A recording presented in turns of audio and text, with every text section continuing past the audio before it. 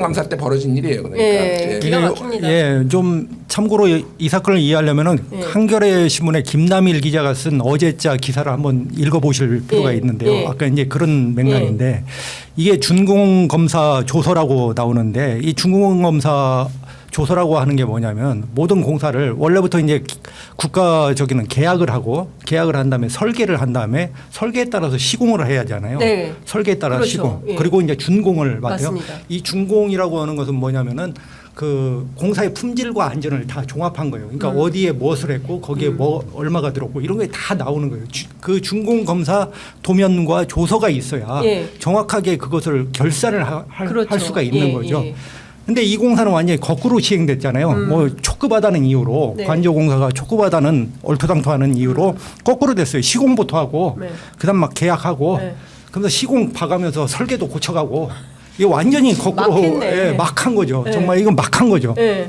그러니까 국가개혁법상 있을 수가 없는 일이에요. 근데 이게 이 사람들이 주장할 감사원 그 감사 보고서를 보면 두 번 나와요.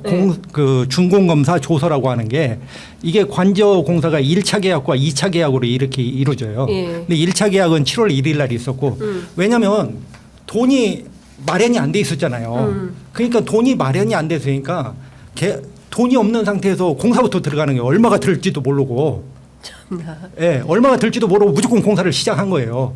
그러니까 돈은 예비비로 14억을 마련했는데 네. 이 21g이 처음에 견적서 낼 때는 이게 41억이 필요하다.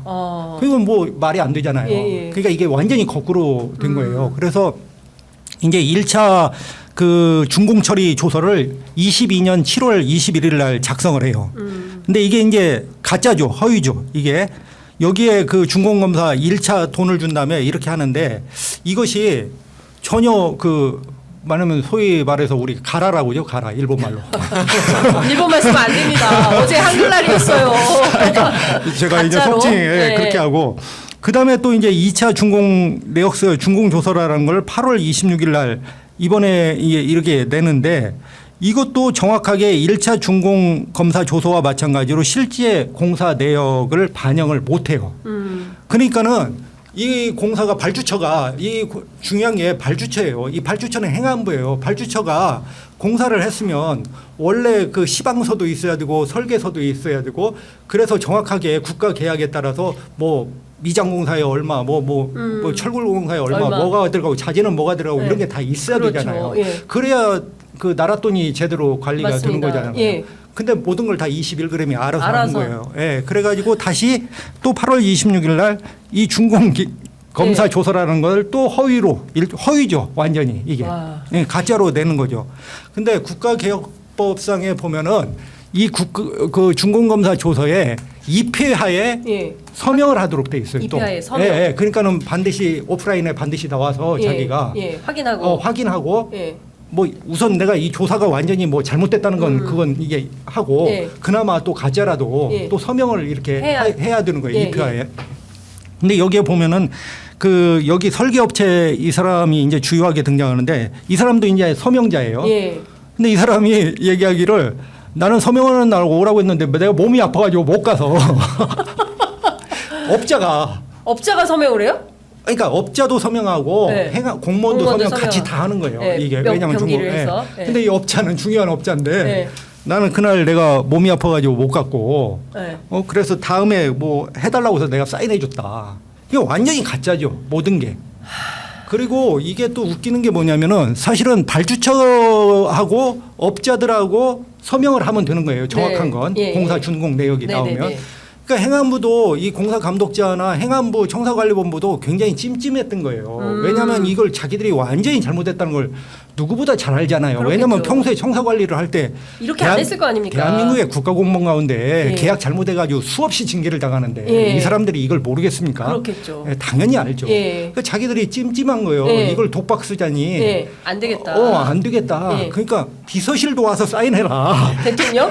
비서실도. 예, 예. 그러니까 비서실도 넣어요. 그래서 이 사인하는 사람이 제가 정확히 수는 안 세봤지만 뭐 10명 이내가 돼요. 이렇게. 세상에.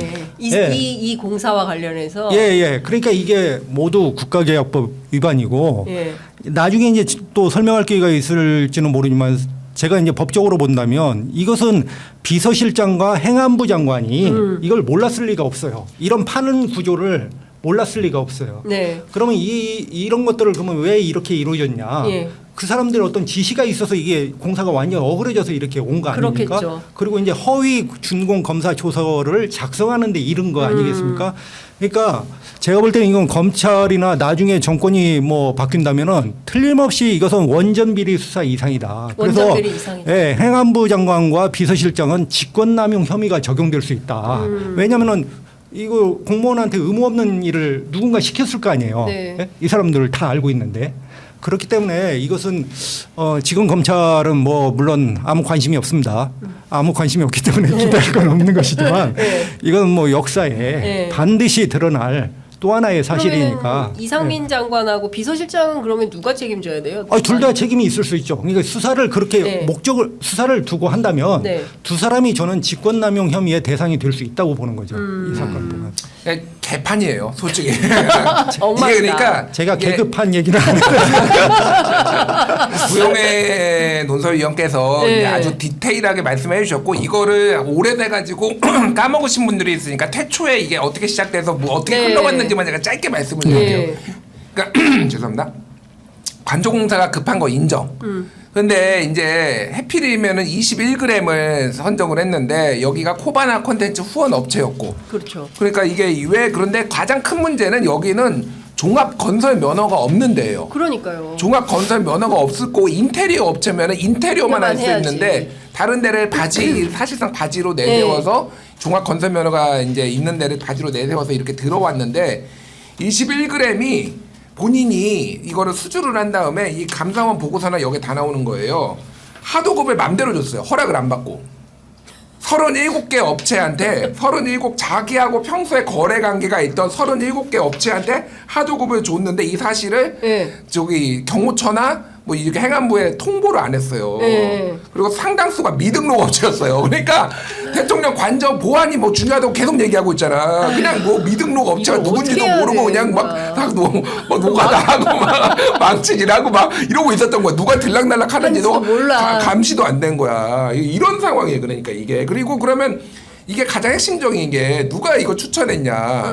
감사원도 결국은 누군지 밝혀내지 못했다. 알고 싶지 않죠. 알고 싶지 알고 싶지 않은 않은 거지. 네. 그 뭐지? 아는데 아는데 말을 못하는 알고 거 싶지 아니에요? 않은 거죠. 예. 김호진 비서관의 조사를 했는데 기억나지 않는다. 누가 추천했는지 확인하지 끝까지 못했다. 저는 그 김호진 비서관이 원래 이명박 정부 때부터 대통령실에 청와대에 있었던 분인 거잖아요. 그러니까 소위 이제 새칭 MB계로 알려진 분이고 이번이 그 윤석열 정권에서 상당히 이제 좀 그 실세로서 뭐 권세가 있다더라 이제 이런 소문은 기자들 사이에 났었는데 끝까지 누군가를 비호하는 듯한 그런 인상의 발언을 했다. 이건 뭐 검사들이 다 가르쳐 줬잖아요. 김웅 전 네. 검사가 기억나지 않는다.